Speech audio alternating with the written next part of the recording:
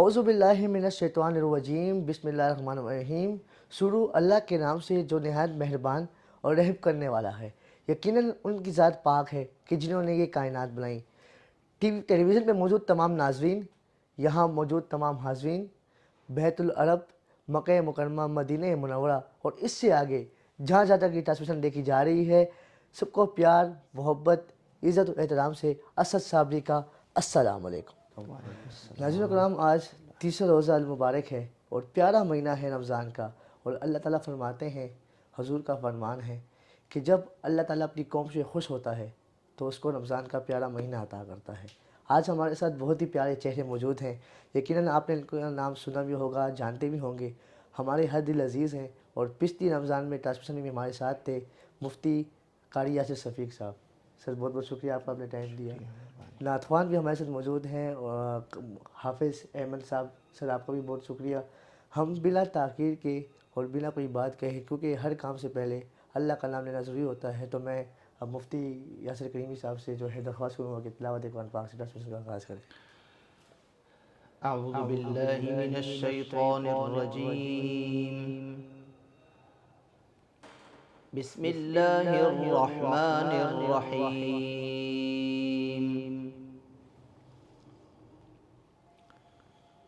یا ایہا الذین آمنوا استعینوا بالصبر والصلاة ان اللہ مع الصابرین۔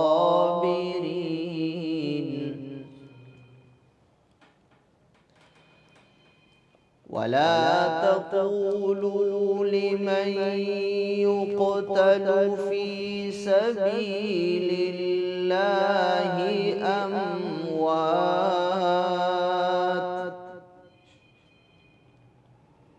بل أحياء ولكن لا تشعرون۔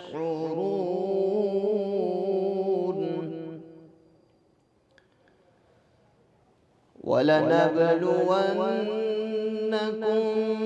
بِشَيْءٍ مِّنَ الْخَوْفِ وَالْجُوعِ وَنَقْصٍ مِّنَ الْأَمْوَالِ وَالْأَنفُسِ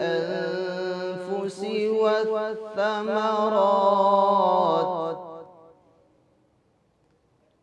وَبَشِّرِ الصَّابِرِينَ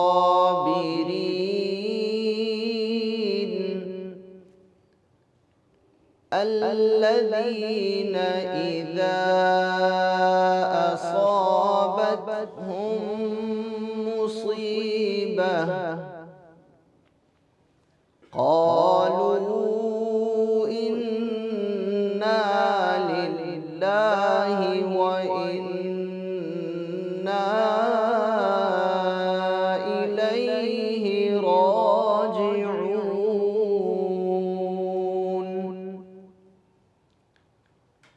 أولئك عليهم صلوات من ربهم ورحمة وأولئك هم المهتدون۔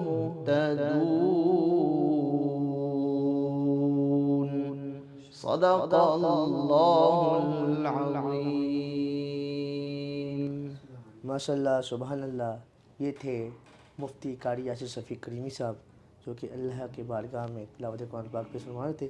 ناظرین، ایک شخصیت، ایک چہرہ ایسا ہے کہ جس نے رمضان ٹرانسمیشن کی بنیاد رکھی، جس نے بہتے آنسوؤں کو خوشی میں بدل ڈالا، جس نے بچھڑوں کو ملایا، اور جس نے تمام مکتبہ فکر کے لوگوں کو جو ہے ایک ساتھ بٹھایا، اور وہ چہرہ ہے ڈاکٹر عامر لیاقت حسین۔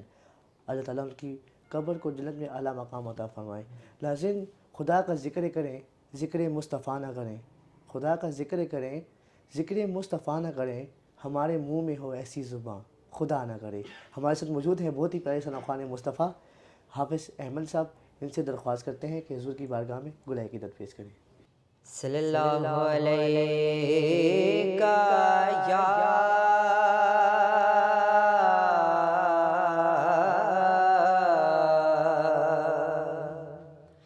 یا رسول اللہ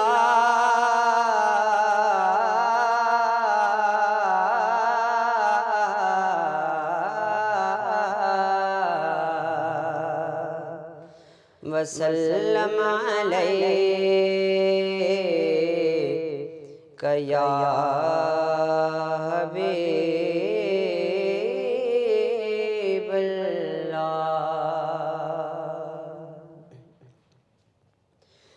دل و نگاہ کی دنیا نئی نئی ہوئی ہے، دل و نگاہ کی دنیا نئی نئی ہوئی ہے، دل و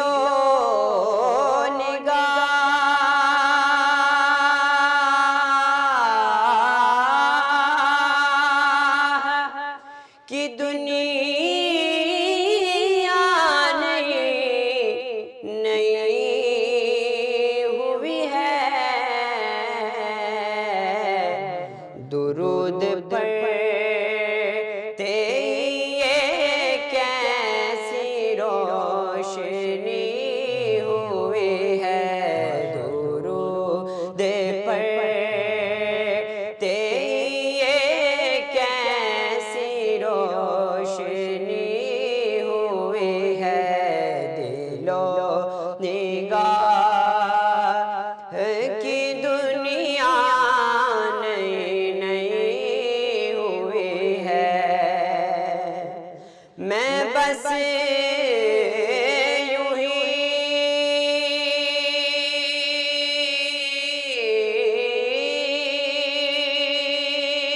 تو نہیں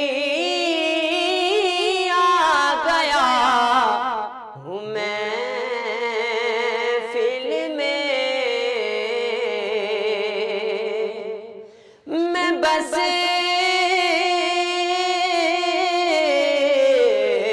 یوں ہی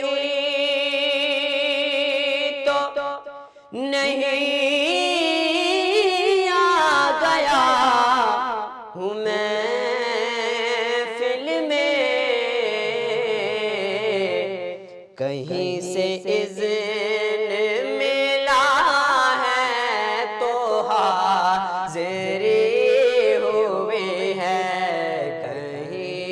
سے اذن ملا ہے تو حاضری ہوئی ہے، دل و نگاہ کی دنیا نئی نئی ہوئی ہے۔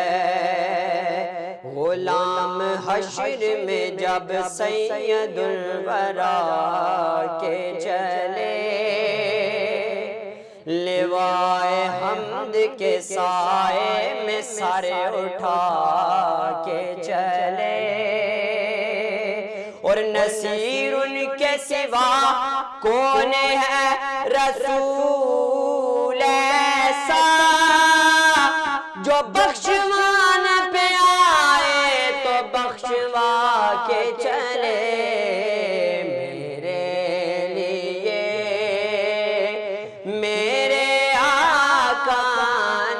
بات کی ہوئی ہے میرے لیے، میرے آقا نے بات کی ہوئی ہے،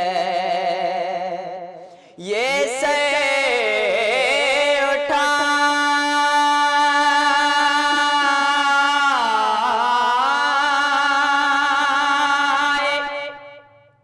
جو میں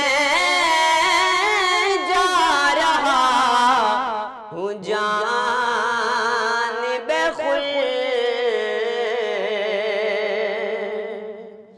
یہ سر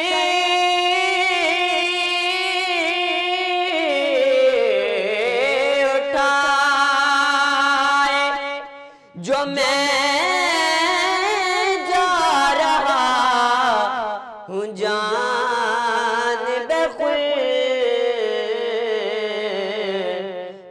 میرے لیے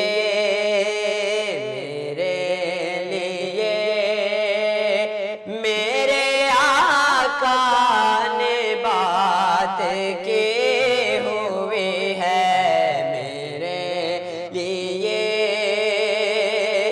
میرے آقا نے بات کی ہوئی ہے، دل و نگاہ کی دنیا نئی نئی ہوئی ہے، درود پڑھتے یہ کیسی روشنی ہوئی ہے۔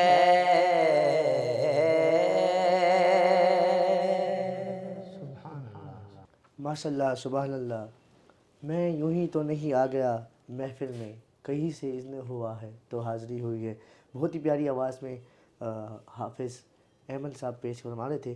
اور ناظرین، یہ حقیقت بات ہے کہ نہ پیسوں کی بات ہے اور نہ کسی اور چیز کی بات ہے، یہ بات ہے بلاوے کی۔ مفتی صاحب، جب وہاں سے بلاوا آتا ہے تو پھر نہ پیسہ دیکھا جاتا ہے، بالکل نہ رنگ و نسل دیکھی جاتی ہے، بالکل ایسا ہی ہے۔ اور ایسا بلاوا آتا ہے کہ آپ وہاں پہ پہنچتے ہیں اور جب پہلی نظر گنبد خضرا پہ پڑتی ہے تو وہاں کا ماحول یہ جب ہو جاتا ہے، آپ کو اپنے جتنے بھی غم ہوتے ہیں، جتنے بھی شکوے ہوتے ہیں، وہ کوئی بھی یاد نہیں رہتے، نہ کوئی اپنا یاد رہتا ہے، بس ایک ہی نظر ہوتی ہے در مصطفیٰ پر۔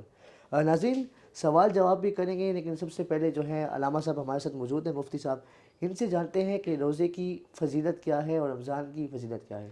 بسم اللہ الرحمن الرحیم۔ رمضان المبارک کا مہینہ اپنی برکتوں اور رحمتوں سمیت جو ہے وہ ہم پہ طلوع ہو چکا ہے۔ رمضان المبارک کی فضیلتیں اور ان کی برکتیں تو بہت زیادہ ہیں، لیکن سب سے بڑی فضیلت جو رمضان شریف کی ہے وہ یہ ہے کہ اللہ تعالیٰ نے رمضان شریف کو اپنا مہینہ قرار دیا ہے۔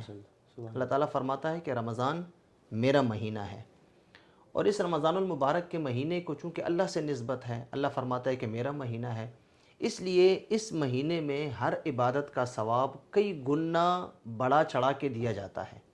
جیسا کہ حضور صلی اللہ علیہ وسلم کی ایک حدیث ہے، آپ ارشاد فرماتے ہیں کہ رمضان المبارک میں جو نوافل انسان ادا کرتا ہے یا نفلی عبادت کرتا ہے، چاہے وہ بدنی عبادت ہو، نماز کی صورت میں ہے، دیگر اوراد و وظائف کی صورت میں ہے، یا وہ عبادت مالی عبادت ہے، صدقات اور خیرات، لوگوں کے ساتھ ہمدردی کرنا، محتاج جو معاشرے کے مستحق افراد ہیں ان کے ساتھ نیکی اور ہمدردی کرنا ہے، تو جو نفلی عبادات جتنی بھی ہیں، حضور فرماتے ہیں کہ ان نفلی عبادات کا ثواب وہ فرائض جتنا ہو جاتا ہے۔ عام دنوں میں اللہ تعالیٰ ایک فرض کا جتنا ثواب دیتا ہے، رمضان المبارک میں اتنا ثواب اللہ تعالیٰ ایک نفل کا عطا فرماتا ہے۔ اور رمضان المبارک میں جو بندہ فرض ادا کرتا ہے تو اس ایک فرض کو 70 گنا کر کے انسان کو اس کی نیکی دی جاتی ہے۔ ماشاءاللہ۔ تو یہ بہت بڑی فضیلت ہے رمضان شریف کی۔ اور پھر رمضان المبارک میں ہمارے دین کا جو اسلام کا جو بنیادی تیسرا بڑا ستون ہے، جس کو احادیث میں روزہ کہا گیا ہے، تو روزے کی جو ادائیگی ہے وہ اس مہینے میں کی جاتی ہے۔ رمضان المبارک کے روزے کے متعلق فضائل تو بہت ہیں، لیکن حضور اکرم صلی اللہ علیہ وسلم کی ایک حدیث ہے، حضور ارشاد فرماتے ہیں من صام رمضان ایمانا واحتسابا غفر له ما تقدم من ذنبه۔ حضور نے ارشاد فرمایا جو بندہ ایمان کی حالت میں اور ثواب کی نیت سے روزہ رکھتا ہے رمضان کے مہینے میں، تو اس کے گزشتہ یعنی پچھلے تمام گناہوں کو معاف کر دیا جاتا ہے۔ سبحان اللہ۔ لیکن اس کے لیے حضور نے فرمایا دو چیزیں آپ نے شرط فرمائی کہ جو روزہ رکھے ایمان کے ساتھ، ایمان کی حالت میں، یعنی اس کا ایمان جو ہے وہ برقرار ہے، اور دوسری شرط حضور نے فرمایا احتساب۔ احتساب کا معنی ہے ثواب کی نیت سے، یعنی اپنے اوپر اس نے روزے کو بوجھ نہیں جانا، روزے کو اللہ کی عبادت، اللہ کا حکم، رسول اللہ صلی اللہ علیہ وسلم کی سنت سمجھتے ہوئے اس نے روزہ رکھا، تو وہ ثواب کی نیت سے روزہ رکھ رہا ہے۔ تو ایسے روزے، ایک روزہ رکھنے پہ اللہ تعالیٰ اس کے گزشتہ گناہوں کو معاف فرما دیتا ہے۔ تو رمضان المبارک نیکیاں کمانے کا مہینہ ہے، اللہ تعالیٰ سے رحمتیں جو ہے وہ حاصل کرنے کا مہینہ ہے۔ جیسا کہ ایک دوسری حدیث میں حضور صلی اللہ علیہ وسلم نے ارشاد فرمایا رمضان المبارک کا پہلا عشرہ یہ رحمت کا عشرہ ہے، اس میں خوب اللہ تعالیٰ سے رحمت کی دعا مانگو، رحمت کا سوال کرو۔ دوسرا عشرہ حضور فرماتے ہیں وہ مغفرت کا عشرہ ہے، اور تیسرا عشرہ جو ہے وہ جہنم سے آزادی کا عشرہ ہے۔ اس لیے ہمارے جو اکابرین ہیں، ہمارے علماء ہیں، مشائخ صوفیہ ہیں، انہوں نے ان تینوں عشروں کے لیے اپنی اپنی دعائیں انہوں نے ہمیں بتائی ہیں۔ جیسا کہ پہلے عشرہ ہے وہ رحمت کا عشرہ ہے، تو اس میں ہر وہ دعا کی جائے جس میں اللہ تعالیٰ سے رحمت کی طلب ہو اور رحمت کی امید رکھی جائے، جیسے کہ یا حی یا قیوم برحمتک استغیث رب اغفر ورحم وانت خیر الراحمین۔ تو یہ پہلا عشرہ چونکہ چل رہا ہے، آج تیسرا روزہ ہے، تو میں اپنے تمام ناظرین و سامعین کو یہ بتاؤں گا کہ وہ ضرور یہ کلمات ادا کرتے رہیں اس پہلے عشرے میں، یا حی یا قیوم برحمتک استغیث۔ معنی اس کا یہ ہے کہ اے زندہ اور قائم رہنے والی ذات، برحمتک تیری رحمت کے ذریعے استغیث میں تیری مدد چاہتا ہوں۔ تو یہ بڑی بہترین دعا ہے۔ یا دوسری دعا جو میں نے آپ کو بتائی، رب اغفر ورحم، رب اغفر، اے میرے رب مجھے بخش دے، ورحم اور مجھ پہ رحم فرما، وانت خیر الراحمین اور تو سب سے اچھا رحم کرنے والا ہے۔ تو جو بندہ یہ دعا بھی کرتا ہے تو اس عشرے کی رحمتیں اسے ضرور ملیں گی انشاءاللہ۔ جی بالکل ناظرین، آپ کو رمضان کی فضیلت کے حوالے سے پتہ چل گیا ہوگا۔ جی تو یہ چاہتا ہے کہ قاری صاحب بولتے رہیں اور ہم سنتے رہیں، کیونکہ یہ باتیں ہی ایسی ہیں کہ ان سے دل جو ہے نہیں بھرتا، لیکن وقت کی نزاکت کو دیکھتے ہوئے، کیونکہ اب سے کچھ دیر بعد راوی کناری بسنے والے، دادا دربار کے ارد گرد رہنے والے اور خصوصی پشاور کے لوگ اپنے تیسرے رمضان المبارک کو افطار کریں گے، اور ملک کے دیگر میں جو ہے چھوٹا روزہ جو ہے وہ افطار کیا جائے گا۔ ناظرین، سوال جواب کا سلسلہ شروع کرتے ہیں اور جاتے ہیں سوال جواب کی طرف۔ مفتی صاحب ہمارے ساتھ موجود ہیں۔ مفتی صاحب، پہلا سوال ہے کراچی سے سندس جو ہے ہماری بہن، انہوں نے کیا ہے کہ وہ جب صبح اٹھتی ہیں تو ان کے منہ سے جو ہے وہ خون نکلتا ہے، تو اس حالت میں روزہ مکروہ ہوتا ہے یا نہیں؟ دیکھیں، خون جو نکلتا ہے نا انسان کے بدن کے کسی بھی حصے سے، تو اس سے روزہ نہیں ٹوٹتا۔ البتہ یہ ہے کہ جو خون منہ سے نکل رہا ہے تو ان کو یہ احتیاط کرنی ہوگی کہ یہ خون واپس منہ کے اندر نہ جائے، واپس حلق تک نہ پہنچے۔ اگر یہ خون ان کا منہ سے نکلا اور انہوں نے اس کا ذائقہ اپنے حلق میں محسوس کیا کہ یہ خون واپس حلق کے اندر جا رہا ہے، تو اگر ذائقہ حلق کے اندر محسوس ہو گیا تو پھر ان کا روزہ ٹوٹ جائے گا۔ لیکن جب تک حلق کے اندر ذائقہ محسوس نہیں ہوتا اور یہ خون کو تھوکتی رہتی ہیں تو اس سے ان کا روزہ نہیں ٹوٹے گا۔ جی میری بہن، آپ کو سوال کا جواب ملے گا۔ مفتی صاحب، دوسرا سوال یہ ہے کہ اکثر لوگ بولتے ہیں کہ روزے کے ساتھ تراویح اگر نہ پڑھی جائے تو روزہ قبول نہیں ہوتا۔ نہیں، روزہ علیحدہ عبادت ہے اور تراویح پڑھنا جو ہے وہ علیحدہ عبادت ہے۔ بہتر تو یہی ہے کہ انسان رمضان المبارک کی تمام عبادات کو بخوبی اور بخوشی ادا کرے، لیکن اگر کوئی بندہ تراویح ادا نہیں کرتا تو اس کے روزے پہ کوئی اثر وغیرہ نہیں پڑتا۔ اور ساتھ ہی قاری صاحب، اس بھائی کا دوسرا سوال ہے کہ آج کل جو ہے یہ ٹرینڈ بن چکا ہے کہ 8 رکعت، 10 رکعت یا 4 رکعت، اس حوالے سے بتائیے گا۔ دیکھیں، ہم نے وہ معمول اختیار کرنا ہے کہ جو 1400 سال سے چلا آ رہا ہے۔ اب 1400 سالہ تاریخ اگر ہم دیکھیں نا تو اسلام کی 1400 سالہ تاریخ میں ہر زمانے میں صحابہ کرام کے وقت سے لے کر آج تک پوری امت کا معمول 20 رکعت نماز تراویح پہ رہا ہے۔ کبھی صحابہ کرام سے لے کر آج تک امت کے جتنے بھی صلحاء، علماء، بڑے بڑی ہستیاں گزری ہیں، کسی نے بھی 20 سے کم رکعتیں جو ہے وہ تراویح کی ادا نہیں کی۔ یہ مطلب کہ آپ یہ کہہ سکتے ہیں کہ آج سے تقریباً 100-150 سال پہلے ہمارے جو ہے وہ اس بر صغیر پاک و ہند میں ایک فتنہ پیدا ہوا، اور اس نے یہ شوشہ چھوڑا کہ بھئی یہ تراویح تو 8 رکعت ہے اور کبھی ہے اور کبھی نہیں ہے، اس قسم کے واقعات انہوں نے کیے۔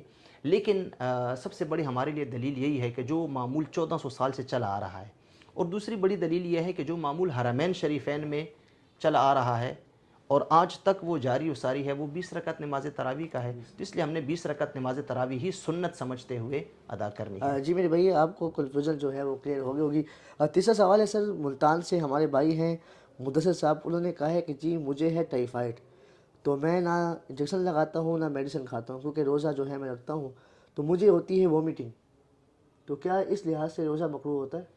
نہیں، اس سے روزہ مکروہ نہیں ہوتا، چونکہ تھوڑی بہت وامیٹنگ جو ہوتی ہے تو اس سے کوئی روزے پہ فرق وغیرہ ان کا نہیں پڑتا، بے شک ہوتی رہی۔ البتہ ہاں، اگر وامیٹنگ ہوئی اور واپس انہوں نے اس کو جو ہے وہ نگل لیا، یعنی باہر نکل آئی اور پھر انہوں نے نگل لیا، تو اس سے روزہ ٹوٹ جائے گا۔ جی اچھا، آخری سوال ہے مفتی صاحب، اسلام آباد سے ہمارے بہن ہیں اس کا نام انہوں نے بولا کہ نام جو ہے نہ بتایا جائے. ان کا کہنا یہ ہے کہ میرا جو خاوند ہے مجھ سے بہت لڑتا ہے جھگڑتا ہے، لیکن میں یاسین شریف کو پڑھ کے اس پہ پانی میں دم کر کے دیتی ہوں تو اس سے تھوڑا گزارا ہوتا ہے. تو کوئی ایسا سبق دکھائیں، کوئی ایسا وظیفہ دکھائیں ان کے لیے، ہاں، ان ان کا کے غصہ لیے جو ہے وہ کنٹرول میں. جی، ان کے لیے بہتر یہ ہے کہ یہ دن میں کم از کم 313 مرتبہ یا ودودو کا وظیفہ کریں. یا ودودو یا ودودو 313 مرتبہ پڑھ کے اول آخر درود شریف پڑھ کے کسی بھی میٹھی چیز پہ دم کر کے اپنے جو ہے وہ شوہر کو کھلا دیں تو انشاءاللہ امید ہے کہ اللہ تعالیٰ جو ہے اس کے دل میں رحم ڈال دے گا. قاضی صاحب ایک پیغام بھی دے دیں جو شوہر جو ہے لڑتے ہیں جی اپنی بیویوں سے، تو ان کے لیے. دیکھیں جی، شوہر اور بیوی کا جو رشتہ ہے یہ چند لمحوں کا، کچھ دنوں کا، کچھ مہینوں یا سالوں کا نہیں ہے، بلکہ یہ پوری زندگی کا ایک ساتھ ہے اور پوری زندگی کا رشتہ ہے. اس لیے ہم بحیثیت مسلمان ہم نے، شوہر نے اپنی بیوی کے احساسات کو سمجھنا ہے اور بیوی نے اپنے شوہر کے احساسات کو سمجھنا ہے. وہ جس طرح کہ اردو میں کہتے ہیں نا کہ تالی دونوں ہاتھوں سے بجتی ہے، ایک ہاتھ سے نہیں بجتی. تو شوہر بھی کمپرومائز کرے گا، اس کی بیوی بھی کمپرومائز کرے گی، تو تب ہمارا یہ معاشرہ اور وہ گھر جو ہے وہ بہتر طریقے سے چلے گا. اور خصوصی طور پر مردوں کو چونکہ اللہ تعالیٰ نے ایک فوقیت اور غلبہ عطا فرمایا ہے عورتوں پہ، تو اس لیے مردوں کو، شوہروں کو زیادہ اپنی بیویوں کے ساتھ جو ہے وہ کمپرومائز کرنا چاہیے. کہ حضور اکرم صلی اللہ علیہ وسلم کا جو آخری خطبہ تھا جو آپ نے حجۃ الوداع کے موقع پہ دیا تھا، تو اس خطبے میں خصوصی طور پر آپ صلی اللہ علیہ وسلم نے عورتوں کے ساتھ، اپنی بیویوں کے ساتھ نرمی اور شفقت کا برتاؤ کرنے کا حکم دیا. بار بار حضور نے اس خطبے میں ارشاد فرمایا، استوصوا بالنساء، استوصوا بالنساء، میں تمہیں تمہاری عورتوں کے متعلق نصیحت کرتا ہوں، میں تمہیں پیغام دیتا ہوں کہ اپنی عورتوں کے ساتھ نرمی کیا کرو. تو چاہیے اگر ایک شوہر یہ چاہتا ہے کہ میرے گھر کا ماحول بہتر ہو، میں جب تھکا ہارا گھر آؤں تو گھر میں مجھے سکون ملے، میرے بچوں کی اچھی تربیت ہو، گھر میں جو گھر کے جو انتظامات ہیں وہ اچھے طریقے سے سر انجام پائیں، تو اسے اپنی بیوی کے ساتھ بہت زیادہ جو ہے وہ کمپرومائز اور گزارا کرنا چاہیے. بالکل. اور جتنے بھی میرے بھائی جو ہیں یہ ٹرانسمیشن دیکھ رہے ہیں ان کے لیے ایک سوال یہ ہے کہ ایک عورت جو ہے وہ ماں بھی ہے، وہ بہن کی شکل میں بھی ہے، وہ بیوی کی شکل میں بھی ہے، اور وہ خالہ کی شکل میں بھی ہے، اور اس طرح دادو اور دادی ہر شکل میں ہے. تو لہٰذا اپنے غصے کو کنٹرول کریں، کیونکہ یہ برکتوں والا اور رحمتوں والا مہینہ ہے. جیسے مفتی صاحب نے ارشاد فرمایا کہ اس مہینے جو ہیں رحمتی بانٹتی ہیں، اور اللہ تعالیٰ خود فرماتا ہے کہ مانگو مجھ سے کیا مانگتے ہو. جی ناظرین، وقت کی نزاکت کو دیکھتے ہوئے، کیونکہ اب سے کچھ دیر بعد پاکستان شہر میں تیسرا روزہ افطار ہوگا اور ملک کے دیگر ممالک میں چوتھا روزہ افطار کیا جائے گا. جو لوگ یہ ٹرانسمیشن دیکھ رہے ہیں ان سے التجا ہے اور ان سے ریکویسٹ ہے کہ ہماری ٹیم کے لیے، ہمارے لیے خاص طور پہ دعا کریں، اور ہمارے جو کیمرہ مین ہیں عاصم فیاض، جو کہ کیمرے کے پیچھے یہ سب چیزیں ریکارڈ کرنے ہوتے ہیں، ان کے لیے خاص طور پر دعا کریں. اختتام کریں گے ہمارے بہت ہی پیارے نعت خوان ایمن صاحب کی جو ہے وہ نعت پر. اپنا بہت سارا خیال رکھیے گا، ہمیں دعا میں ضرور یاد رکھیے گا. والسلام. شکریہ آپ کا سلطان مدینے والے، شکریہ آپ کا سلطان مدینے والے، مجھ ساسی بھی ہے مہمان مدینے والے، مجھ ساسی بھی ہے مہمان مدینے والے. آپ کے عشق میں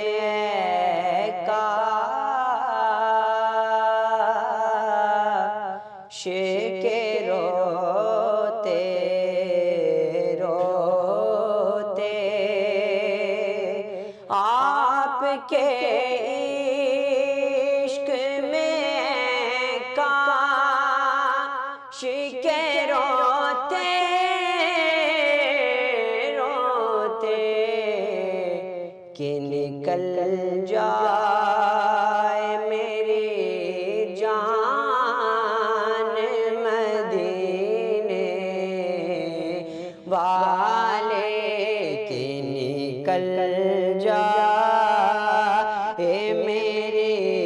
جان مدینے والے کاش کے بار یوں ہی عمر بسر ہو میری کاش کے بار یوں ہی عمر بسر ہو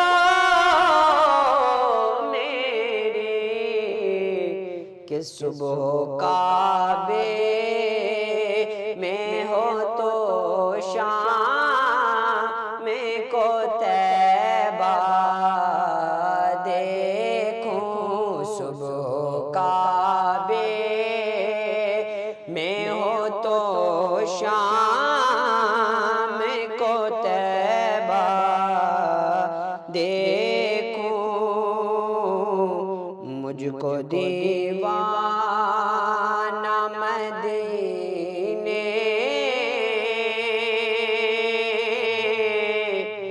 کا بنا لو آقا